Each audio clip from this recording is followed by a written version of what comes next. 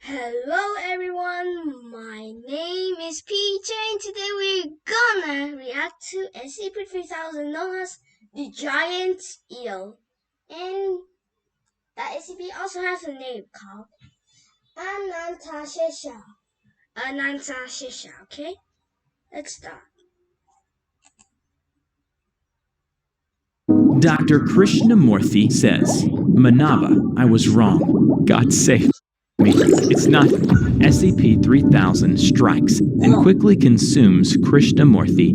3000 disappears into the darkness and is no longer visible on exterior cameras. Hello everybody, I'm the Rubber. Today we bring you a SCP Foundation Thymel class object, SCP-3000. SCP-3000, also known as an Ananteshesha, is a massive aquatic serpentine entity strongly resembling a giant moray eel. Its size is impossible to determine, but it is estimated to be roughly between 600 to 900 kilometers in length. Its head measures roughly 2.5 meters in diameter, and sections of the body prop are as large as 10 meters in diameter. 3000 is carnivorous, and typically a sedentary, moving its head in response to certain stimuli or during feeding. Despite sedentary nature, 3000 is capable of being quick to distract. However, it does actually need nutrients to maintain its biological function, though its size is huge. It is unknown exactly what happened to the prey it consumes during feeding. 3000 excretes through its skin a thin layer of viscous prey substance classified as Y909. The Y909 compound is a critical component in several modern and experimental anesthetic compounds. SCP-3000 is a Class 8 cognitive hazardous entity. Direct observation of 3000 may cause several mental alterations. The observer will experience inexplicable head pain, paranoia, general fear, pain, memory loss, and alteration.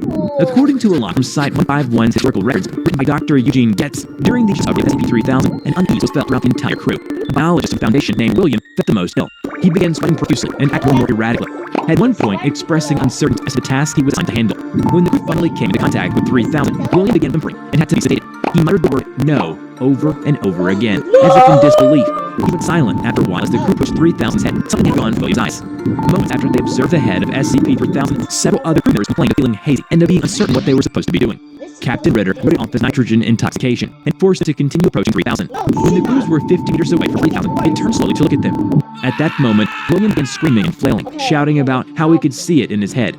Other Foundation personnel tried to restrain him, but got free and smashed his face against one of the portals. He hit it so hard, he cracked inner layer blast. The damage was bad enough that the crew had to surface and tried to give William medical attention, but he was too far gone at that point. Despite the trauma, he still spoke briefly as he lay dying. He said, "There's nothing.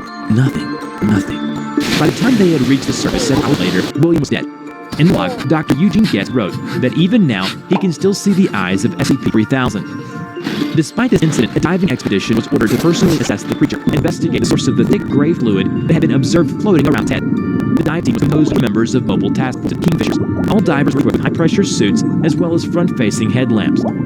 The water was dark and cold. They were in a position about 500 meters from the head of SCP-3000. Moments after being in the water, the team told the command station that they seemed to have some confusion over their call sign, and they were sure where they were going. They felt an awful headache, like something's needling in their brain. Regardless, command told the team to continue towards 3000, but all divers were completely confused about where they were. As they continued approaching, one of the divers began to utter ominous phrases concerning oblivion and guides. Just at that moment, command detected 3000 moving rapidly toward the divers, and the radios went silent. After 30 seconds of silence, one of the divers finally answered the radio. According to the log, the leader of the team said 3000 opened its mouth, and suddenly there was the sound of a struggle through the two radios. Only one of them remains. The other two have been eaten by 3000. One remained not being eaten, claimed that it's extremely difficult to walk while near 3000. He said that the fluid was seeping through the skin around its head, about a meter back. Just looking at this up is making him feel like it's spinning. He feels nauseous, and his head's in a rough. He retrieved a sample, attached it to one of his little balloons, and let it float up so command will be able to get later. After that, he claimed that he knows he is dying, and told the command station not to send anyone else out there. It is so dark. Command continued to attempt to communicate with 09 Bravo, but Bravo grew increasingly unintelligible before eventually going completely silent. Bravo's radio stayed active over the next 3 days, and intermittent breathing could be heard until the radio ceased functioning.